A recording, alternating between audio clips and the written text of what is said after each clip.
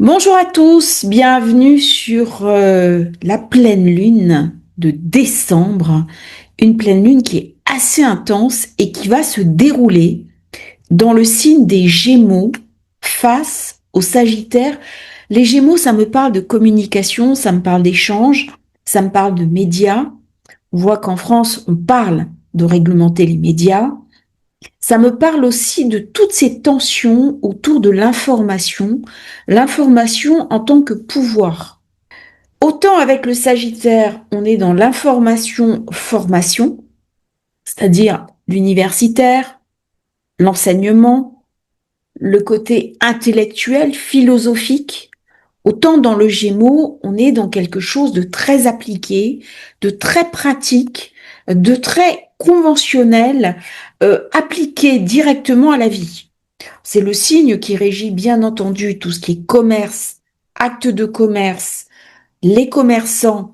Et nous avons la période de décembre qui va mettre le focus qui va être un véritable révélateur sur l'activité économique du pays, bien entendu, mais aussi de toute la zone euro. C'est-à-dire au-delà de la France où nous sommes, c'est toute la zone euro qui va montrer sa faiblesse, qui va montrer comment on est dans quelque chose qui n'est pas très bon et qui s'érode. Alors certains vont me dire, ah, tant mieux si la société de consommation disparaît. En attendant, ça pose quand même de gros problèmes sur les personnes qui sont à leur compte, qui ont des entreprises, qui ont des commerces, ce genre de choses. Donc il y a vraiment quelque chose qui va nous être montré de la dynamique économique du pays. Ça, c'est vraiment la première partie du Gémeaux, j'ai envie de dire la partie la plus accessible, la plus visible. Crise économique qui s'enlise en France, alors que le reste du monde se porte plutôt pas trop mal. Ça, c'est le premier point.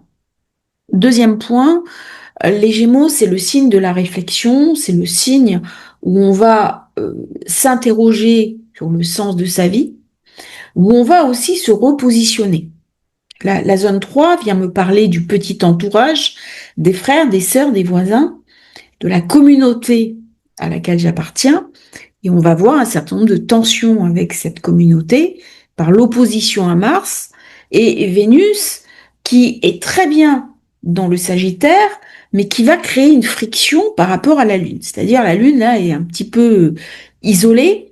Elle ne fait pas d'aspect avec Mercure, qui est le maître du signe. Mercure, qui est en Scorpion, assez caustique. C'est un Mercure déterminé, c'est un Mercure qui a besoin d'aller au fond des choses, mais c'est aussi un Mercure qui vient me parler des corruptions, et notamment des corruptions des grands de ce monde. Alors j'en avais parlé, des affaires de corruption qui allaient sortir. Bon, ça s'est passé exactement comme ça avait été dit sur la chaîne.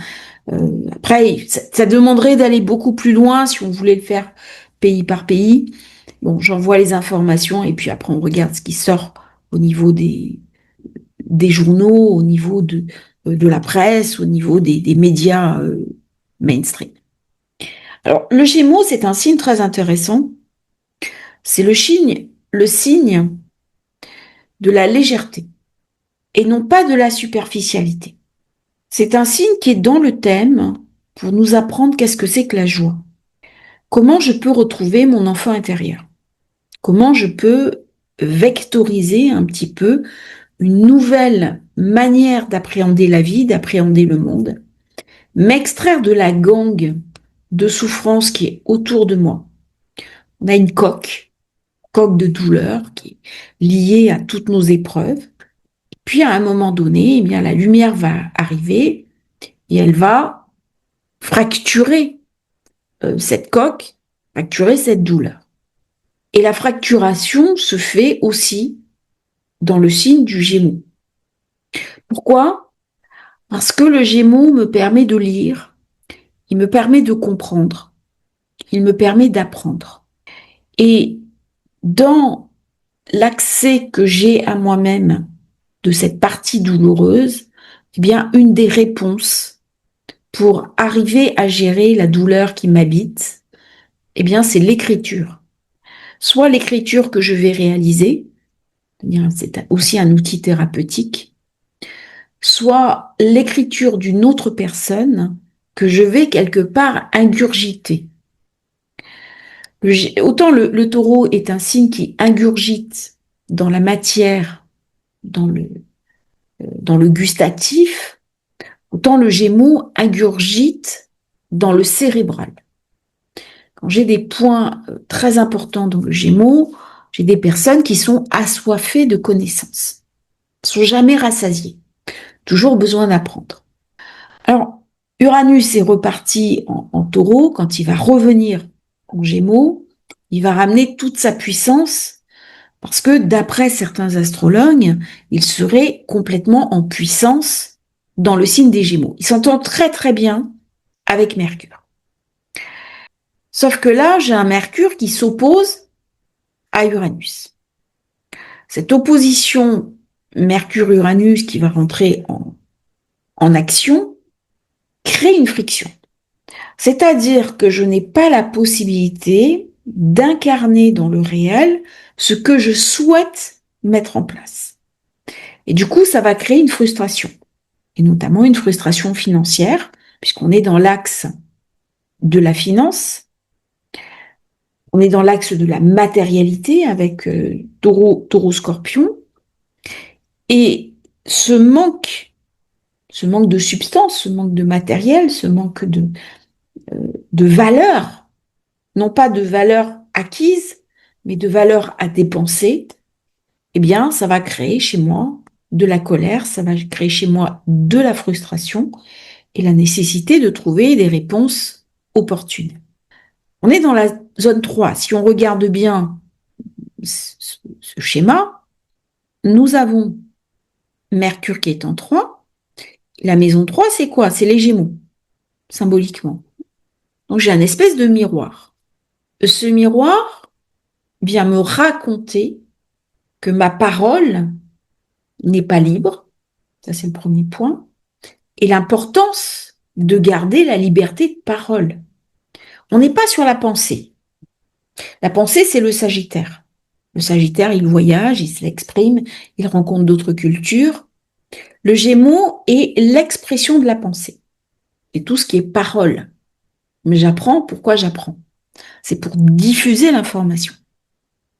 Alors, nous avons eu Mercure, qui est redevenu direct. La Lune, très favorable, tout ce qui est étudiant, tout ce qui est scolaire, tous les orateurs, les formateurs, les gens qui travaillent dans la communication. Très, très bonne période. Une période aussi qui va mettre en valeur les commerçants. Toutes les personnes qui voyagent, qui se déplacent, c'est une période où on a besoin d'expansion. Le Gémeaux, c'est le mouvement. Et Uranus, qui est dans la proximité du Gémeaux, même s'il a changé de signe, il a ramené beaucoup d'intensité de mouvement. Donc, on ne peut pas rester statique. Et il y a une chose qui me marque en ce moment, c'est qu'il y a une espèce de distorsion entre cet univers qui va très très vite, qui nous met vraiment la pression pour changer nos mécanismes intérieurs, pour changer notre manière d'être, notre manière de fonctionner, notre manière de percevoir le monde, et nous, au contraire, qui surrésistons par refus de lâcher et de refus de rentrer dans ce mouvement. Et du coup, ça crée beaucoup de douleur à l'intérieur de nous si nous n'acceptons pas cette espèce de... J'ai envie de dire, c'est comme un manège. Vous savez, quand vous avez une piste de descente où on va très très vite et vous pouvez plus rien contrôler, vous pouvez juste rester attaché à votre siège, vous avez la nausée, vous avez des angoisses, eh bien, c'est exactement ça, ce qui est en train de se passer au niveau énergétique, quelque chose d'hyper intense, qui va tous venir nous toucher, et soit j'accepte cette situation où la puissance des planètes est telle que de toute façon, je vais gérer comme je peux gérer, ou alors je vais résister. Et dans ce cas-là, si je n'accepte pas ce manège en folie, ça va être beaucoup plus difficile. Je peux en effet me blesser et il peut y avoir des conséquences assez dures. Par contre, si j'accepte ce mouvement très intense des planètes et que je sais m'y inscrire dedans, eh bien, je vais avoir un bénéfice extraordinaire en termes de mouvement, en termes de changement de vie, en termes de repositionnement. Pourquoi? C'est le degré 13 qui est activé. Symboliquement, c'est une porte. Alors, la porte, comment je prends la porte? Soit je la prends avec beaucoup d'enthousiasme, soit je la prends avec des regrets, soit éventuellement, je vais dire un mot un petit peu trivial, mais je me la prends dans la figure. Et là, il y a un choix. Ça veut dire que je suis à un passage.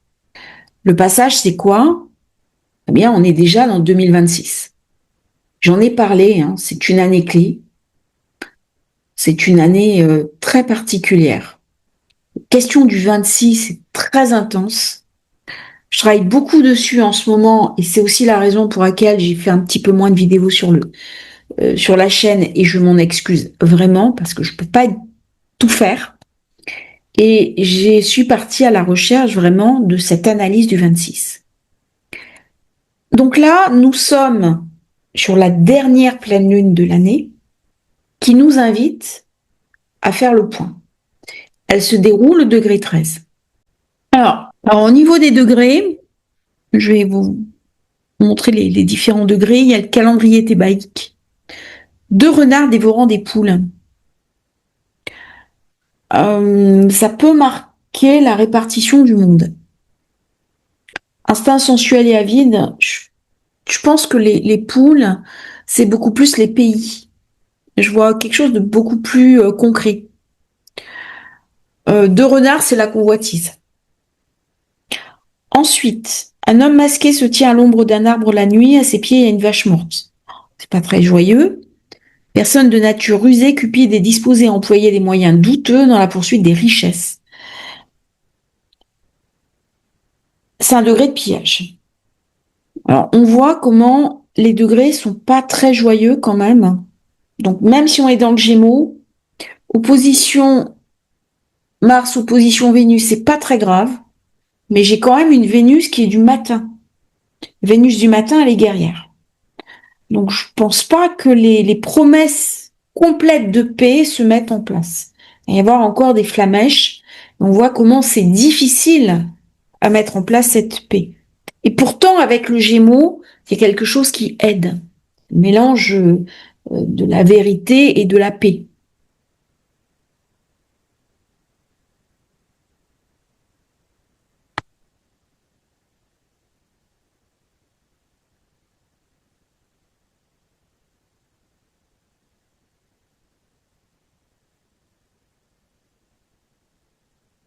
Alors, Jean d'Uz, un homme portant un masque, donc là il cache qui il est, se tient au milieu d'une forêt sombre avec un cheval mort à ses pieds, tandis que 2 renards dévorent des poulets. Donc il y a 2 actions différentes, et ça je pense qu'on va les voir en géopolitique, quelqu'un qui ment, quelqu'un qui triche, qui va être démasqué, et le cheval mort à ses pieds, ça pourrait être un pays. Donc, je pense que ça peut se rapporter à l'Ukraine. Et 2 renards, ça peut être par exemple Trump et Poutine.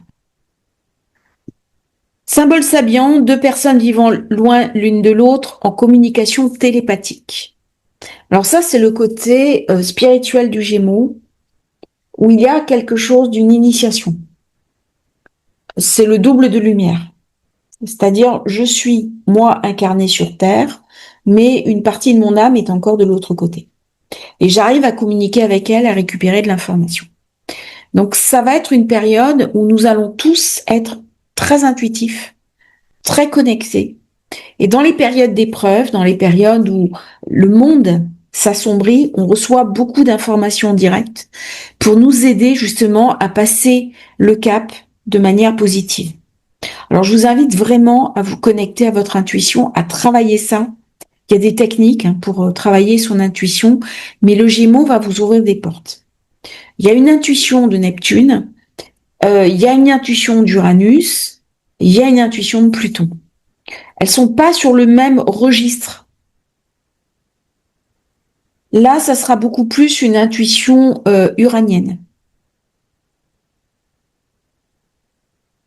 Les synchronicités. Voilà.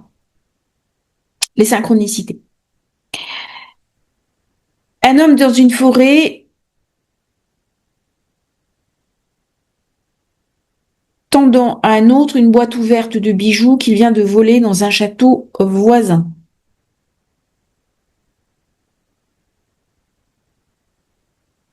En prenant de gros risques, on peut réussir à s'enrichir, mais on sera victime de ses propres pensées ou des actes de ses associés, degré d'enchevêtrement. On voit comment il y a beaucoup de confusion là. Alors, comment il peut y avoir de la confusion dans cette carte? Qui est quand même assez positive. J'ai un bel aspect Jupiter, qui est magnifique, qui vient travailler un petit peu Mars. Très beau trigone. J'ai du soutien avec Pluton, qui ne fait pas encore cet aspect avec Jupiter. Là, c'est trop tôt.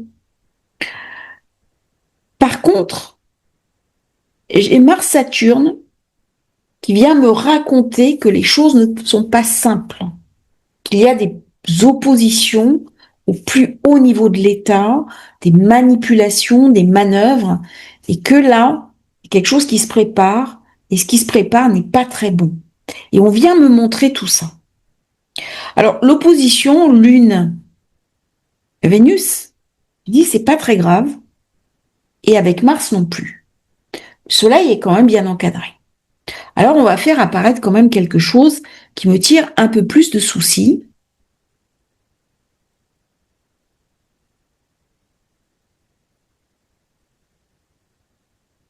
Voilà. J'ai un grand carré au nœud lunaire.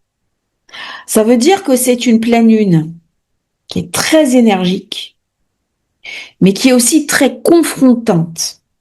Il va y avoir des confrontations. Il va y avoir des frictions. La lune, elle est au plus haut sommet.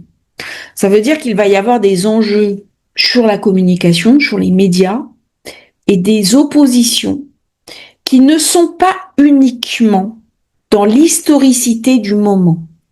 C'est-à-dire que c'est un enjeu vital pour l'avenir parce que karmique. Les nœuds du destin sont une invitation à réfléchir aux fondamentaux, au type de société, au type de système dans lequel nous avons envie d'évoluer. Et c'est en cela que cette pleine lune, elle est clé, elle est déterminante. Alors vous allez me dire, qui sommes-nous pour faire changer les choses? Eh bien, le Gémeaux vient me raconter un autre narratif. Il vient m'inviter à reprendre en main mon destin, à devenir un petit peu le maître de ma pensée. Le Gémeaux, c'est la pensée. C'est aussi l'intelligence, c'est également la compréhension.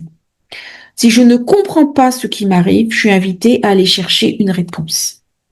Si je ne comprends pas mes intériorités, je suis invitée à chercher des livres, des informations et à réfléchir sur le sujet. C'est une pleine lune très intellectuelle qui met avant la réflexion, l'analyse, la compréhension. Mais j'ai un Mars-Saturne qui arrive là comme un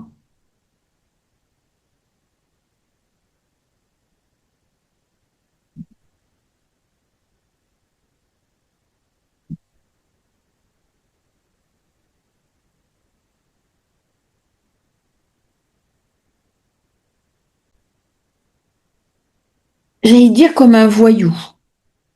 C'est-à-dire qu'il ramène tension infinie, alors même qu'on a besoin dans cette période d'une forme d'apaisement, d'une forme de prospérité.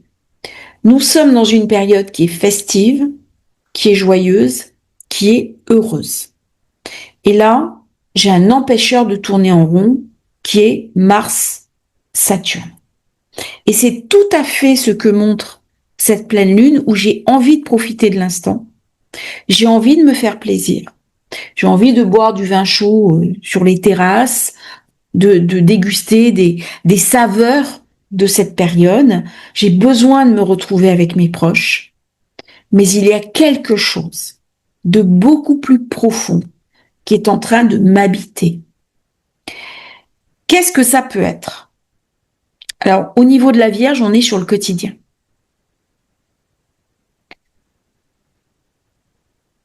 Au niveau du Sagittaire, il y a une espèce de projection. On est dans la zone 4. Il y a quelque chose qui est en train de disparaître. On a quelque chose qui ne peut plus s'exprimer comme ça devrait s'exprimer normalement.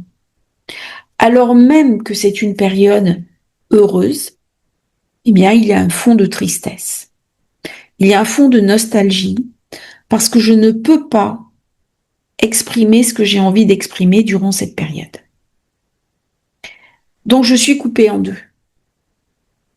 Il y a, si on regarde bien, ce magnifique trigone qui amène tout pour être heureux. Et j'ai ce carré qui vient ramener un enfermement, qui vient ramener de la contrainte et qui vient ramener une forme de tristesse. Et là, j'ai un choix à faire. Soit je reste enfermée dans ce carré. Et là, je peux rencontrer tous les côtés négatifs du Gémeaux. Le mensonge, la tricherie, la duperie, la duplicité, le à quoi bon. Soit je rentre vers le côté le plus magnifique du Gémeaux, je me reconnecte sur mon enfant intérieur, sur la rapidité, sur le changement, et j'accepte d'évoluer en conscience. Et l'un des points de déblocage passera par Jupiter. Pourquoi? Parce qu'il est en Cancer. Donc même si cette pleine lune, elle peut sembler difficile, j'ai quand même une sécurité avec ce magnifique trigone. Du coup,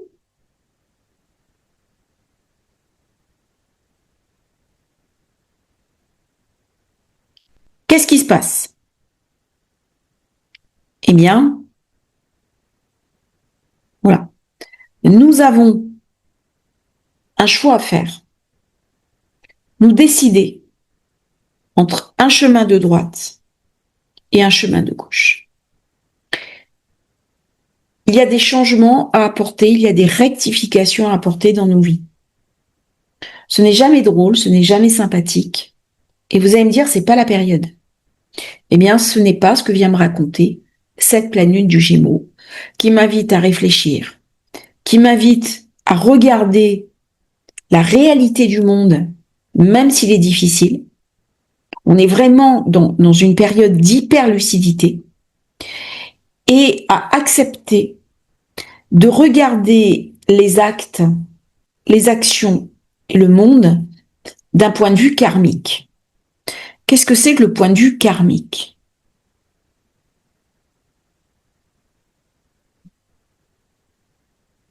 Action-réaction. Mais c'est aussi le sens du juste. Le sens du juste, il est porté par Vénus. C'est elle qui va dire, je suis au centre de la balance. Au centre de la balance, il n'y a pas de douleur. Parce que lorsque j'effectue l'acte juste, il n'y a plus de douleur. Ça, c'est le premier point. Il y a un éclairage absolu qui m'est montré, sauf que dans la pleine lune, c'est pas le soleil qui porte la lumière, c'est la lune. Ça veut dire que je suis invitée à réfléchir sur mes combats, sur mes engagements, sur ce que je fais, sur ce que je ne fais pas, sur mes actions réalisées ou en suspens. Et à ce moment-là, je peux récupérer cette énergie incroyable de cette pleine lune. Parce que le carré m'amène une dynamique de transformation profonde.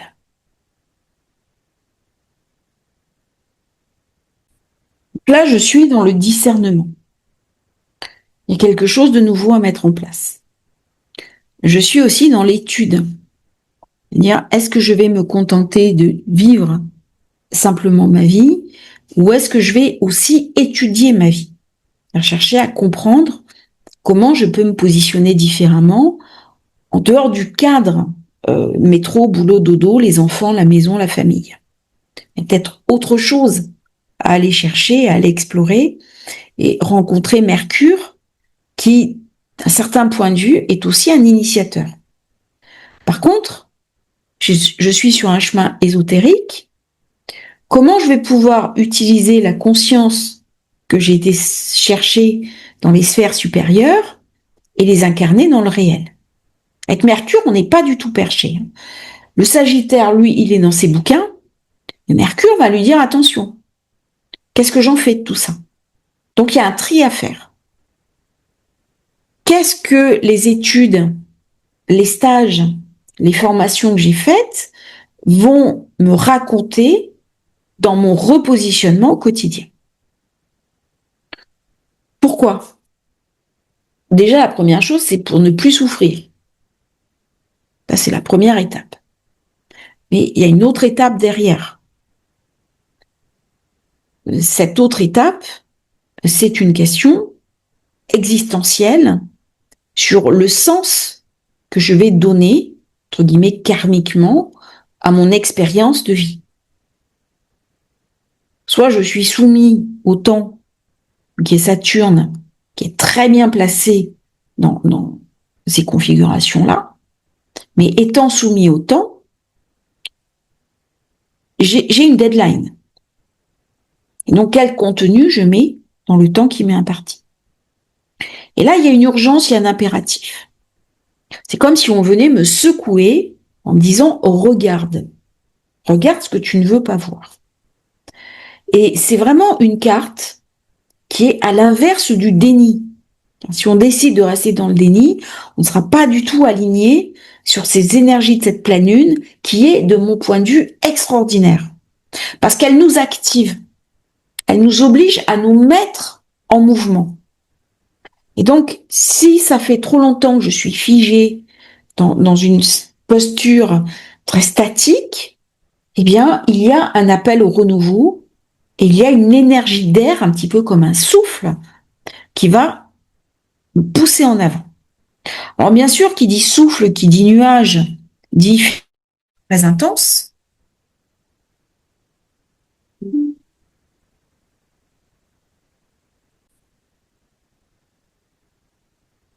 Alors, on peut avoir des tempêtes, des tornades, ce genre de choses. C'est jamais très drôle. Hein. On aura fort probablement au moment où Neptune va switcher des phénomènes marins, des phénomènes de mer. C'est jamais très heureux. Mais quand il y a trop d'énergie, ben, à un moment donné, ça va se déverser en phénomène météo. Au niveau plus collectif, parce que là j'ai beaucoup parlé des intériorités, ça va me parler bien entendu des accords politiques internationaux, des faux amis. Ça va me parler aussi du commerce international. Et il est possible qu'en fin d'année, on reparle encore une fois des droits de douane, des échanges et des règles du commerce international. Alors, on a vu, hein, il y a eu le scandale des lentilles. Ça a été vite calmé.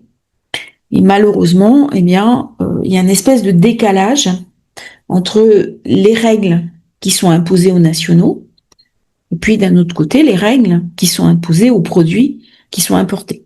C'est pas tout à fait normal. Et même pas du tout. Donc, on pense quand même aux gens qui travaillent, qui ont une action, qui travaillent de la terre. Et il y a quelque chose d'une protection peut-être à mettre en œuvre. Il y a quelque chose à faire pour ces gens-là. Et on voit bien comment il y a un dogmatisme qui se met en place par Saturne, Neptune dans le poisson. Moi, Neptune dans le poisson, je l'aime pas beaucoup. Je l'aime pas beaucoup parce que on va me parler, oui, c'est l'astre de la compassion et tout, mais trop de compassion, trop de tout le monde il est beau, tout le monde il est gentil, ne permet plus d'avoir un regard lucide sur la réalité du monde. Et donc, ça va créer forcément des désengagements. Et on voit bien ce qui se passe en ce moment au niveau des problèmes avec les gangs, des problèmes avec le narcotrafic et ce genre de choses. Ce sont les excès de Neptune poussés à l'extrême. Et je languis qu'il arrive de nouveau dans le Bélier pour nettoyer un petit peu ces idéologies qui sont devenues trop puissantes. Alors, bien entendu, la compassion est une qualité, l'empathie est une qualité, mais lorsqu'on va trop loin dans l'excès, ça dérègle l'équilibre de système qui nous est montré par la balance, qui est de retrouver justement ce difficile équilibre entre le juste, l'injuste, et qui passe par un sens donné à la compassion, mais à son corollaire, qui est aussi le droit chemin.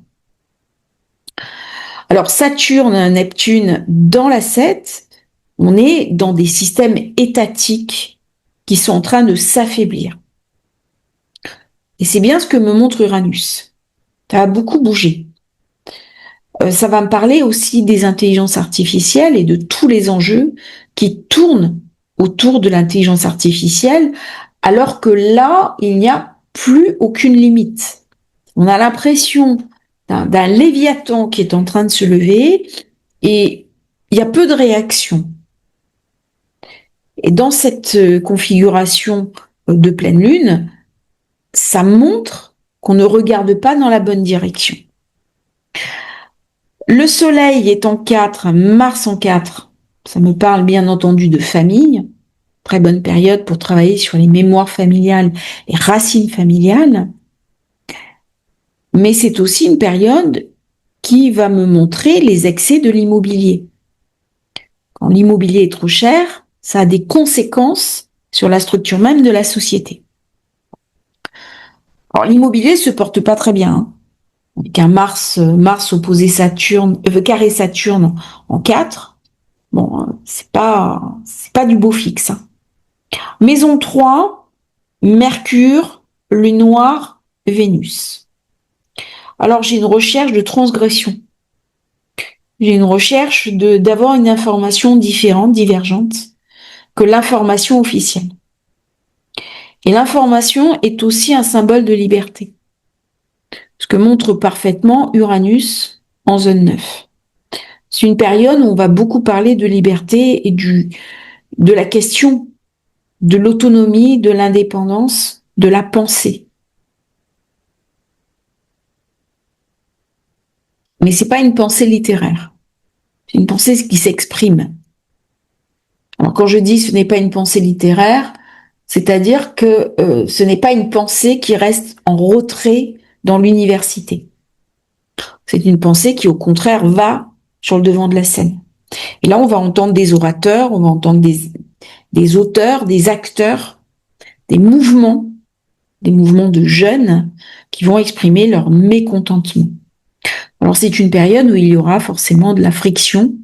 Heureusement, on a un Jupiter qui est très bien placé en 11, qui amène des amis, des échanges, de la convivialité.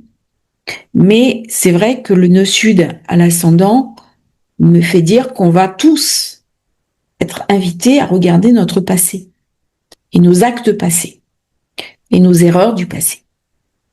Donc voilà un petit peu cette pleine lune qui va être intéressante parce que cette lune se trouve en zone 10. C'est un peu le soleil de minuit. Elle éclaire trop et elle va me montrer des choses qui n'ont pas été très belles. Donc elle va m'inviter à une forme de rectification afin d'utiliser au mieux ces énergies ultra puissantes. Petit conseil pour cette pleine lune, rentrez dans l'action. Rentrez dans le mouvement, bougez, voyagez, changez, tournez, déplacez-vous. Alors les déplacements peuvent être physiques ou mentaux, mais c'est vrai que quand on se déplace physiquement, ça active une énergie mentale. Je vous remercie d'avoir suivi cette vidéo. J'espère qu'elle vous aura intéressé. N'oubliez pas de vous abonner à la chaîne, c'est très important pour nous soutenir. Et à bientôt pour un nouveau partage sur Astrologie Facile. Merci à tous.